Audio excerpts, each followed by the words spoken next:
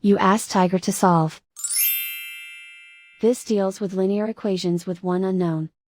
The final result is x equals 36/17. Let's solve it step by step. Simplify the expression. Group like terms. Simplify the arithmetic. Group all constants on the right side of the equation.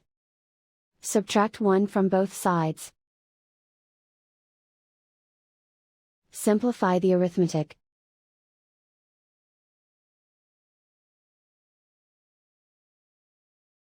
Isolate the x. Divide both sides by 17. Simplify the fraction.